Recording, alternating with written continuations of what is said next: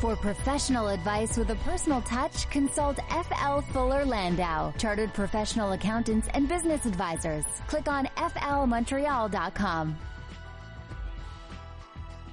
Good evening. Welcome to today's Entrepreneur, a program about the entrepreneurial spirit that drives Quebec business. My name is Dan Delmar, along with FL Montreal's Josh Miller. Good evening, honey. Hello, honey. We're talking about honey tonight, if you can guess that. It's Nick Melka's turn this evening. He's from MIEL MTL. What a fascinating business. I've seen, I don't want to say buzz. Don't say buzz. I've heard some buzz about MIEL MTL in the news in recent years, and they're super cool. They put beekeepers set up some people's beehives on people's rooftops and all around the city, and they collect the honey and they sell it in stores. It's made in Montreal honey and has a social purpose as well. So we'll dig into that tonight. Absolutely. There's lots of bees that need Nick's help. So great for him giving back. And later we're going to talk a bit about PR and specifically media coaching, and you'll interview me at the end of the show, Josh. Dan, we're going to grill you and figure out those challenges for entrepreneurs if when they ever need to, get into the media, whether it's written, whether it's talking, whether it's on radio, TV. We're going to tackle it. I always say whenever I go into these sessions, I'm not the best broadcaster myself, but my favorite thing to do is to help people be better at broadcasting and to do this media coaching. It's a lot of fun too, and I'll talk about what the process is to give you a little behind the scenes a little later in the program. But first, as usual, entrepreneurial news and notes of the week. And let's begin, Josh, with 5 reasons why you should team up with another business. This one is from Inc.com and discusses the benefits of mergers or collaborations. Well, the reality is, and partnerships can be a struggle. It can be great. It can be crap. But if you're really not the best at certain things, or you want to expand on something that you're not an expert in, but it's ancillary, it correlates really well with what you do, then finding another partner could be good. So this article I read, and again, it's not, partnerships aren't for everybody, but here's some things that you can think about when you're thinking about teaming up with somebody else. Will the partnership stimulate your creativity? Are you alone in your thought process, or can you get the juices going if somebody's in the corroborating space? You want to expand your consumer base. Again, if they have a great network and you are struggling to get into that network, well, then maybe there's a great opportunity there. Maybe any other additional resources. Maybe you have a great idea, but you don't necessarily have the great people skills or the great talent around you. And maybe somebody else does, but doesn't have a great product. So could be a good partnership there. I guess at the end of the day, it's if you have weaknesses that you can strengthen by adding a partner, and a partner could be a strategic alliance. It can be, another company and you merge. It can just be somebody that you work with that can be a key person. If you have a weakness that you can fill the gap and you can realize that you don't do everything great, then definitely you should consider it. There's no question about it. Still on the partnership theme, you wanted to bring up this one from Fast Company, 5 questions to ask before starting any business partnership. And there's probably about 55 questions you should ask before adding a new partner, because it is like going into a marriage. There's, if you're going to be business partners with some, and Dan, you lived through this, I lived through this day in, day out, you want to ask the right questions. You want to make sure that you can work side by side together, that you can complement each other, and that you're not going to hopefully not end up in a divorce one day. So here's just a few questions from the article. Of course, motivations. Like, what's your motivation to get in there to begin with? Because if you and potential partner have different motivations, it's never going to work. If one guy just wants to make money and go home, and the other one wants to build a vision, you might not be so compatible. If how do you see dividing up ownership? It's kind of input versus output. If you have an unequal partnership, yet you're earning the same dollars at the end of the day, that's just going to harbor a lot of resentment, and it's going to go nowhere very fast. I guess it's also about what's your vision, what's important to you right now, and hopefully you can see beyond that. And then have you actually worked through, how long have you known this person? Have you worked through a difficult issue with them before? Because chances are something's going to come up that you're not going to agree on. So how do you work that out? Dan, I have many more partners than you've had in your life. And at the end of the day, you got to be direct, you got to be frank, but you have to understand the full situation. Getting stuck in the trees and not being able to see the forest at that 35,000 foot level might not work very well for a partnership always. So I only have one partner currently. How many do you have right now? 19. 19? Other than my wife, you mean? That's true. So how do you, it must be difficult sometimes to get everyone on the same page. You must have some pretty interesting partner meetings. Well, the reality is not everybody will always be on the same page. And we have a smaller group that really runs the day-to-day operations of the firm. At some point, you have to trust your partners. Because if you get 20 people in on all issues, nothing's ever going to happen. You're never going to move forward. As a matter of fact, you'll move backward very quickly. So there has to be an understanding, a trust that comes with it. And at the end of the day, hopefully everybody understands that the strengths are being used where the strengths are and the weaknesses are being left on the side. Speaking of partnerships, I want to ask an entrepreneurial question of the week here, and we haven't done this in a couple of weeks, but it's an issue that I've found coming up more often among some millennial acquaintances, and that is millennial-owned businesses doing all right. They want to get to the next level, and they're attracted by VCs, venture capital,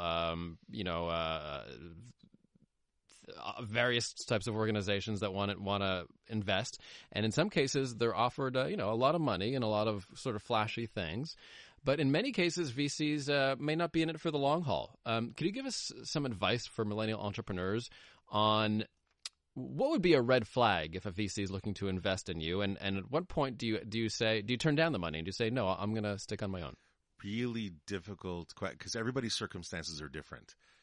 How much have you invested in your company and that you're about to go bankrupt, so you need the money to survive? How much do you really believe in your vision? Because venture capitalists and sometimes private equity firms, and they're not exactly the same, although they'll throw them in the same boat just for the moment, they are really looking at the numbers. They're looking at turnaround. How do we get in? How do we make it better, more profitable? And then what's our exit strategy?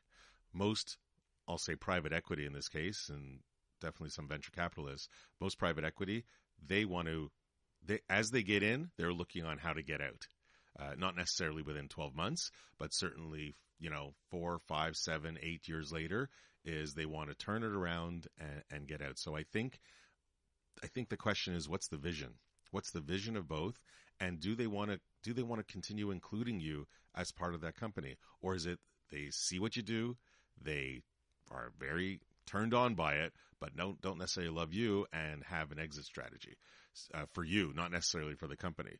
So I think it requires some really difficult decisions or should I say discussions to be had with the VCs, with the PEs of the world, and to find out where your role is, to find out what is that, almost like an employment contract. Certainly if you're going to maintain ownership, there's a whole shareholders agreement, which has its own complexities and, buy, sell and all that jazz. Find out if you guys are on the same page with your vision. I think that's really the most part, unless you're really strapped for cash and you just need to get out because that mortgage payment is coming and otherwise you're going to lose your house and whatever else. So I'm sure there are various motivating factors.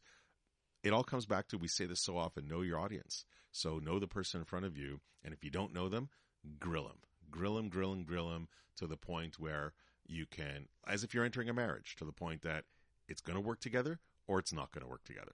Yeah, and I'm telling people my generation too, just on a personal level, don't be afraid to stick it out. There's going to be a lot more opportunity down the road as baby boomers retire and start to move their capital a little bit. You don't necessarily have to take the best first deal that comes along. You definitely don't. You really have to weigh your options, and if you're not sure, don't be afraid to ask somebody. Whether it's your friends, other entrepreneurs, your professionals, it doesn't really matter. If you are unsure, get somebody else's opinion. Even if you are sure sometimes, get somebody else's opinion, because different vantage points can mean different things. Okay, today's Entrepreneur on CJAD 800 will begin in just a few minutes talking about honey and talking with Nick Melka of MIEL MTL. He is up next and talking PR and the importance of media coaching later this hour.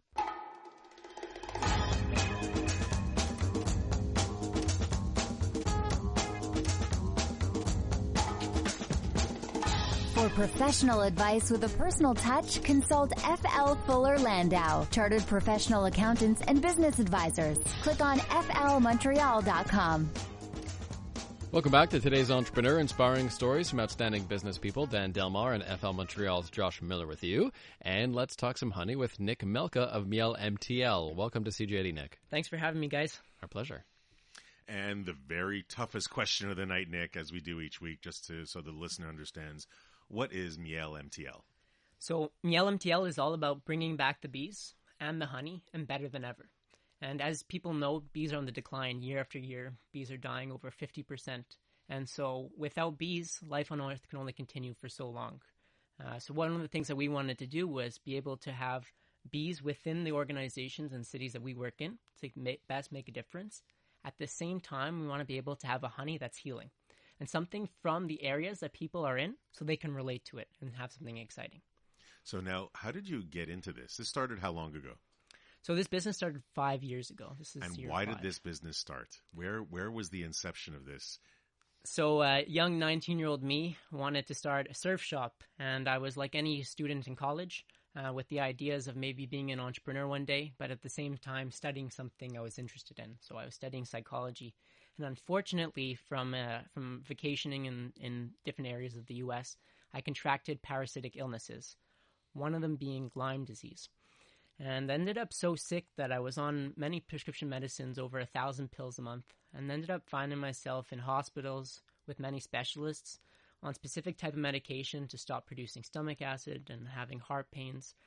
And after being in the hospital for the 5th time, being kicked out of school, being just 20 years old, I wanted to get better. And so I went to see a naturopath and a Chinese medicine doctor. And I asked him for things that were healing. And one of the things he recommended, amongst the many, was raw honey. And he told me, he said, Nick, raw honey has enzymes in it. And enzymes are what create all this cellular energy in the body. And this raw honey, through traditional medicine, is used as medicine. It's very healing. So I said, Alex, I'm so not well, I'm willing to try anything. So I started taking the raw honey in hot water.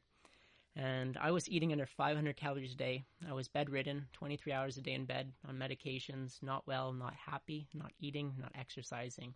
My life was upside down. And I started taking this honey, and within 3 days, my whole life changed. I couldn't believe it. I started eating, started exercising, I started seeing people, I started being happy again, and I started looking into honey. And I noticed that each honey was unique depending on the flowers it came from. If the flowers were from spring and had dandelions, they could have those properties of dandelions, soothing digestively. If it comes from the tea tree flowers in Australia, you'll have antibacterial properties. So I started a honey collection, and I started getting better, and I had the idea of having my own honey, therapeutic, to give back. And when I started telling people about this idea, everyone said, Nick, I want a jar of your honey. So now there's so much information you just filled in about specific types of honey. How do you gain this knowledge? How did you gain that knowledge? You didn't go to school to study bees. Or you did, I don't know. So I was in university in psychology, and while I was getting better, I started watching videos and learning about bees, honey, and beekeeping. And I learned that the bees are so extravagant. They not only help pollinate our fruits and vegetables, they also help create the seeds and the flowers. So bees are essential for life on Earth, and they also have venom. And most bees don't sting. Bees are quite friendly, but if you agitate them enough, they will. And the venom that the bees have contains proteins, apamin, and melatonin. These proteins are known to kill the parasitic infection of Lyme disease. So when I was starting to have my own honey and the ideas of having bees, I learned that through having bees and beekeeping, I could get better. And so the concept of having bees started through wanting to give back, have a healing honey, give to the community, the bees, the planet. And the idea of a business was not even in the picture at that point. So when did the idea of a business start coming into play? Yes, it was about saving the bees at first. Yes, there's a drop in the bee population, and there's definitely issues surrounding that. So great on the social responsibility part, but at some point, like you're saying, it can or did become a business. What was that turning point? So like any business or any project, you're going to have expenses. And I understood that to have some honey, I need bees. And so I backtracked the project. I understood how much honey would I want to produce, maybe 100 jars to sell, maybe 100 jars for myself. So I had the concept of having a project of selling 200 jars of honey. I asked myself, what do I need to produce those 200 jars? So I figured out about 7 colonies of bees could be adequate. And I had 2 spaces, one in Westmount and one in the South Shore, to have these bees with permits. And so through the research of learning about the honey and the bees, I figured that we could have these bees within these areas and then learn more from beekeepers, from books, from different areas of the world, integrate this knowledge and build on that. Through learning that the honey bees were going to have to come from another beekeeper, I started learning and messaging people and understanding the equipment and bees it took to get started. And I was able to figure out it was going to cost about $2,000 for the first year. The cost was going to be about 200 jars worth. So I figured from the first 200 jars I produce, I could sell it and have a project or a business in year one. And at least a break even at that point. And a break even. And Is it difficult to get a permit to have a beehive on your premises or roof? So with any kind of permits, first it's going to take the research. It's never given to you. It's going to take some hours of digging, going through books, going through laws, and finding out what you can and can't do. Sometimes it will take contacting the right agency. So for us, it was through the Ministry of Agriculture of Quebec. And they made it quite clear what you needed to have bees, what you needed to keep them, maintain them, and have the permits. And with a simple form and with the proper resources, you could get installed having everything adequate. So one of the things that we did was we installed our first beehives in the 2 areas that were registered, and we made sure that when we started our business and our foundation, we did everything from the right step forward. Whether it took more time, more cost, or more effort, we wanted to make sure we had that strong foundation.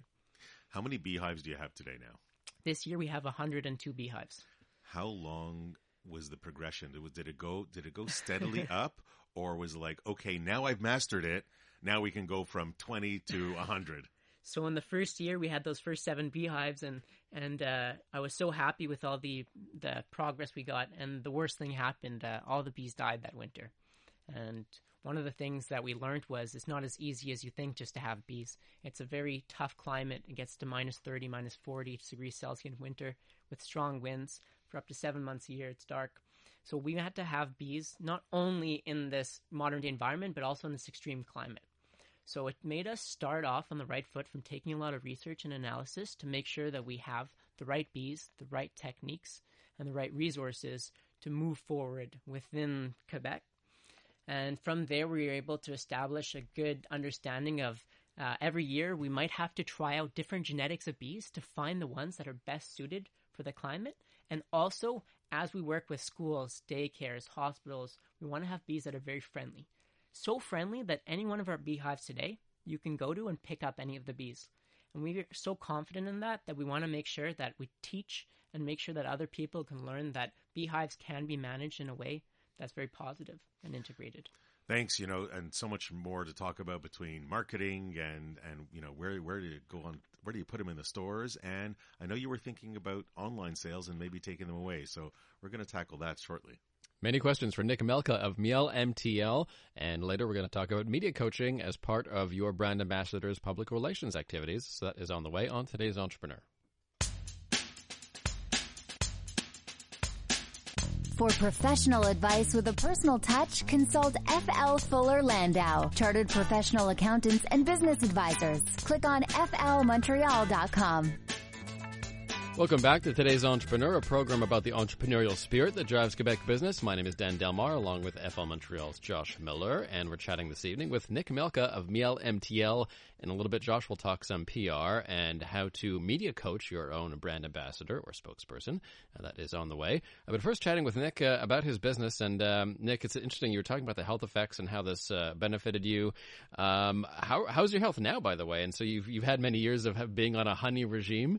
Do you have some science to hit us with about some of the benefits that you've seen over the years? Yeah, so raw honey is an incredibly healing food. It's one of the only foods in the world that's not only antibacterial but also antiviral. Traditionally, medicine is only antibacterial. So there's a lot of things in the world that we can treat, that honey can treat. The other thing about honey that's very interesting is raw honey is one of the only sweeteners, if not the only sweetener on earth that's safe for people with diabetes. And so when the honey is not processed, it's actually assimilated in the body like a medicine. And so it helps with the antioxidants, cardiovascular system, regulate the blood sugar, give digestive enzymes, heal the organs and stomach lining, and give you the essential vitamins, amino acids, and minerals that you need.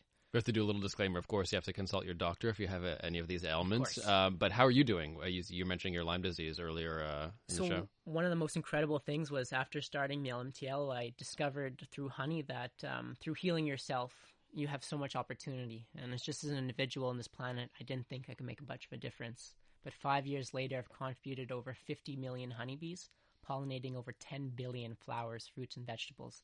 And so it showed me that healing myself and being able to do bigger things was very important. And so I took that path to be able to consistently eat well. And I learned the lesson that investing in yourself is the best investment. Now, you brought in numbers into the game, so I've got to ask you. You started this out. It's about giving back to the bee population, about saving the bees, giving back to health of society. What about from a pricing standpoint? Because it does cost money to maintain the hives and all that. How do you determine, or what was the business model that you went into with trying to maintain all these hives? It's so interesting you ask that, because people weren't always ready for bees, and neither were people ready to pay for bees. So you have the double dilemma of trying to get people interested in a product that they're maybe not ready for, or maybe not ready to have or pay for. So what we wanted to do was we wanted to make honey and bees exciting. We wanted to see people get excited and have passion about helping save the planet, having their own friendly bees, having their own rooftop or garden honey. Friendly bees, I like that. Friendly bees, and contributing not only to the environment, but to the community and to the greater good. And this whole excitement was what created the Have Your Own Hive partnership program. And through losing all our bees in the first year, we had to come up with an idea to get more bees. And so I asked myself, how can I get people involved? Why aren't people involved? And it's because people didn't have the opportunity. So I figured if I could offer people the opportunity through having permits, having the service, having their own bees and their own honey without the stress, and they're included in the venture, people would be interested. So we went from those 7 beehives to 0 to 37. And today we're at over 100. And so shifting over some of that bad into good and making sure that we can get people involved by giving people positive opportunities and excitement. So you mentioned you had a bad year. That explains the 0 there. That must have been very discouraging. How did you bounce back from that disappointment? So that loss was actually one of the most building blocks in our business and in my life. It made me understand that through bad, we can create good. And through down moments, we can reevaluate what we're doing, and we can analyze how we can do it better. And so we learned that we need to develop new techniques to better winter the bees. And we also need to find the right bees that are suitable for the climate. 90% of the bees, from our experience, are brought in from the south to be able to have bees earlier in the season. Unfortunately, they're not always adapted for the cold climate. So one of the things we look at is working with local bees, local beekeepers, trading techniques, and making sure that in an industry, even if there's competition, working with the competition and finding specialization. So coming back to the pricing, what ended up being your pricing model? How did you figure out how you can at least break even? So what we figured was if we can include, let's say, 50 or 100 jars of honey with a beehive, we could price the jars at a price that's not only affordable, but that our retail partners, let's say a restaurant or a hotel or a health food store, could sell the honey, help pay for the bees, and help pay for their business, help pay for the employees, help community events, fundraising. So one of the big successes in our business was getting the pricing point where our retail partners or our partners could get the honey at, let's say, a couple dollars or more a jar. And then they could use that honey or for themselves, or they could use it to sell or fundraise. And that gave a lot of opportunity, and that changed the program from being an expense to a program that could be a profit and where you could see all your bees. I think it's great when is that how you were marketing? Like if we switch gears to marketing, like how did you get the word out there? Is this more, well, come and save the bees? Is it's good for your business? It's good for your health? Like, what did you do for marketing that worked for you? So for the first thing in marketing was direct contact. We wanted to directly contact people that we thought were interested. So maybe restaurants or maybe families that were interested, direct contact. And through them, be able to touch bases on what our project was and see if people are interested. At the same time, it was equally valuable to reach people we didn't know. So we used social media, mainly Instagram and Facebook, to drive awareness. Now, with any business, you don't necessarily get direct sales from social media, but you get brand awareness. Mm-hmm. And for us, it's important for people to understand the project, to see that we're helping the bees, and to develop a reputation and connection with people who are like-minded. So did you always use the online media, the kind of new media? What about traditional media? Did that? So we focused on, from day one, we focused on social media as well as we focused on direct contact. And then we changed it up after time. We noticed that a lot of the people who were interested in bees were from references, personal references. And so we wanted to make sure that our service or our product was so fantastic that people would talk about it. And if our honey is so great and people say, you have to try this honey, this honey is the best honey I've ever tried, it means a lot. And so we wanted our product in terms of the packaging, the look, the quality and the taste, and what it stands behind to be so exciting that it speaks for itself and people will talk about it. And we call that the buzz. So we wanted to create the buzz. So we wanted people to talk about our product, get excited about it. And if you have, let's say, 80 jars of honey from your hive, you're going to pass it on. So we wanted the jars to be the marketing. Do you sell online? So in the first few years, we sold online, and unfortunately, we didn't have the same success as others did, and there's a reason for it. Honey is heavy, it's expensive to ship, and one of the things is people were oftentimes going to their local health food stores for their honey. And so we noticed when we had the honey in the local retail stores, people from the neighborhood who never even knew about our honey came in and saw MIEL End honey. Wow, that's incredible. I'd love to support this project, or I'd love to get that honey from Westmount or Plateau. And so we were getting customers and people who normally didn't buy honey to buy honey. And that's where we thought we fit in very nicely.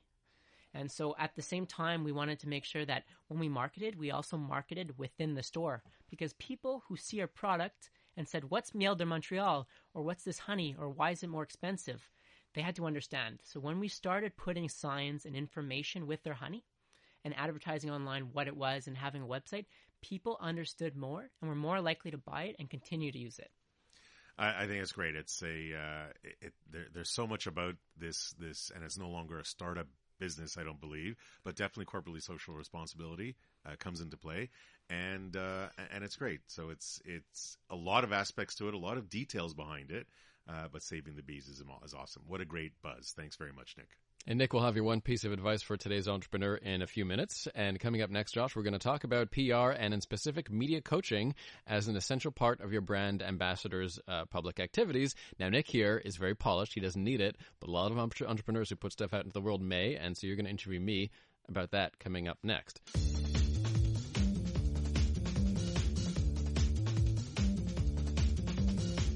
For professional advice with a personal touch, consult FL Fuller Landau, Chartered Professional Accountants and Business Advisors. Click on flmontreal.com. Inspiring stories from outstanding business people. Dan Delmar and FL Montreal's Josh Miller with you for today's entrepreneur. We'll have Nick Melka of MIEL MTL, his one piece of advice for today's entrepreneur in just a few minutes. And first, Josh, let's talk a bit about public relations. Public relation and media coaching. Dan, we're on our 10th season now. We've had some of our guests that maybe a little bit better speakers. Some are a little bit not so good. Nick tonight was amazing. Super on the ball. Great eye contact too, Nick, by the way. You can't see that on the radio, but he aced the eye contact. So I guess my first question to you, Dan, because you've been doing this for quite a number of years, is who needs media coaching? I mean, do entrepreneurs really need it? Any company, any organization that has their spokesperson or their president or the CEO out in public on a semi-regular basis needs to at least do the exercise once, just to say that they've done it. And if you're in media on a regular basis, it's basically essential, because if you're doing marketing and you're spending, people spend $5,000 on Instagram these days, take a little bit of that budget and work on your own presentation and your own sort of skills in terms of communicating to media and how to sort of best send the message depending on which media you're in, which is very important too. Now, when you say out in the public, what does that mean? Is that out in the public like you're on TV, you're on radio, or is that out in the public you're in front of a group of your customers or suppliers? What does out in the public mean to you? It could be anything that is being, and for my purposes, broadcast. So we work with people that are sending messages on a regular basis, of course, electronically, social media, print, TV, radio, podcasting, anything really that requires an audience. And to point out the most obvious thing, I never considered myself the best broadcaster. That's why I never made a full-time career of it here. But I You're am not so good. bad, Dan. Thank you. By my standards. Thanks. But I'm good at the technical stuff, and I think one of my favorite things to do is to teach people how to be way better than I could ever be. People that are bursting with personality, people that have a lot of knowledge, people that are super passionate about their business, like Nick. Those people need, I think, in at least once in a while, a refresher course, at least to sort of help focus your message and make sure you're communicating exactly what you mean to communicate. So what does it mean to be coached? Like, what are the aspects that entrepreneurs could or should work on in any particular session? Well, there's a very basic sort of presentation, right? You want to be a good speaker, and you want to be able to be articulate and spat out your sentences better than I can right now, and be that good spokesperson. But deeper than that, you want to be able to sort of outline your philosophy to your audience, and so you have to organize your thoughts. Yes, you do have to occasionally have talking points, and those, yes, have to have marketing and business goals and sales goals and all that boring stuff. But you also have to communicate your personality and what makes you different, what makes you a leader in your industry. So we work on refining your communications in order for you to be embraced and believed also as a credible source among your peers. Because some people, it's not really natural to them, but the best way to be credible is to be natural, to be genuine.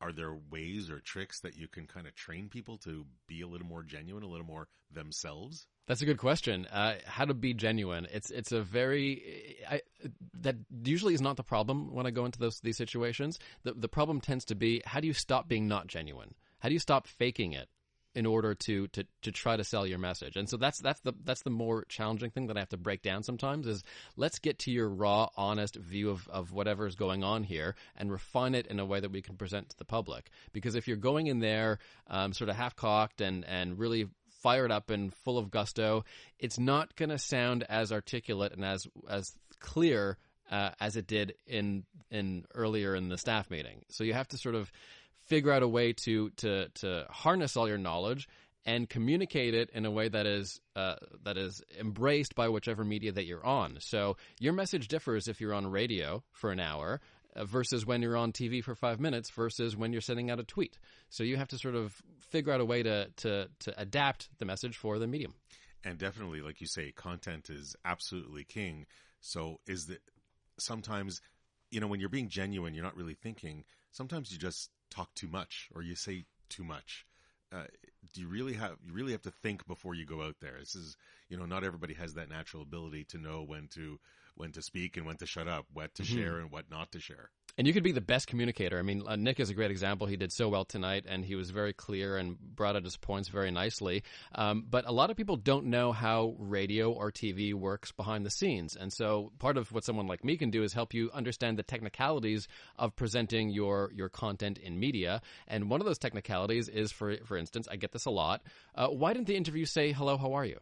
I said, "How are you?" He didn't say anything. Why not? And so I have to say, well, when you only have 4.5 minutes, it really has to be in and out, bang, bang. Keep your answers to 30 seconds and make sure you get those key talking points in, and then get out.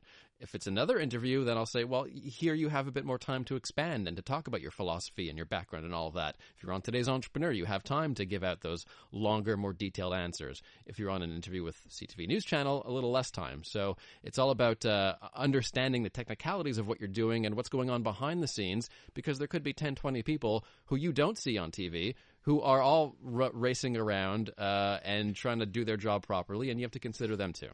How do you know if you're getting better? You're doing it the first time, it kind of was awkward. How do you know? Like, certainly the more times you speak in public, there's a big fear of public speaking. There's no Sure. question about that. And I'm sure there's tons of tricks that can be taught. But how do you know you're getting better? That's a great question, and the best way I could answer that is to say that you'll know. You'll know when you get better, just as you know when you're having a good conversation socially. You'll notice that the interview may be more engaged. They may ask you different questions. They may be more affable. Reading cues from your interviewers, I think, and responding to them is the next level in media coaching. So once you have your presentation down, the next level is, how do I better myself and be able to switch it up and work on the fly and be a bit more spontaneous?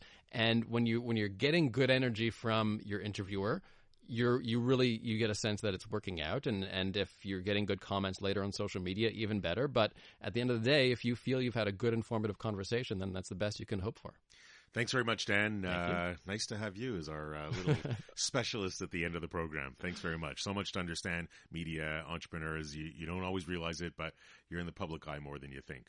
And as we approach the last moment of our program, as we do each week, we'll turn to our guest, Nick Melka of MIEL MTL, and ask you, Nick, what would be your one piece of advice for today's entrepreneur? I think it's so important to understand your customer and to be able for them to understand the value in your product and have something that's affordable. When we look at pricing, we always look at the fact of what you think your product is worth, but you also have to look at what are people ready to pay. And oftentimes, the best pricing strategy is to meet in the middle of what are people willing to pay and how much is your product worth. And to be able to have something that the customers can understand and relate to and be comfortable with and see the value is your best bet. And so we always look and take the time to analyze our customers, make sure they're well taken care of. And if you personally aren't willing to pay $13 or however much money for a honey, how can you expect your customers? Great. Thanks very much, Nick. And Dan, my little takeaway is if you're an entrepreneur, you need the ability to adapt. And I think Nick has shown that certainly in his story. An entrepreneur can adapt. And if you can't adapt, well, maybe it's not cut out for you. But entrepreneur adapting, that's huge. Nick from MIEL MTL, thank you so much for stopping by CJD this evening. Thank you, guys. Nick Melka of MIEL MTL. Josh, you're off next week. Michael Newton will be in for you. So we'll see him and you back here next Monday night at 7 on News Talk Radio, CJD 800.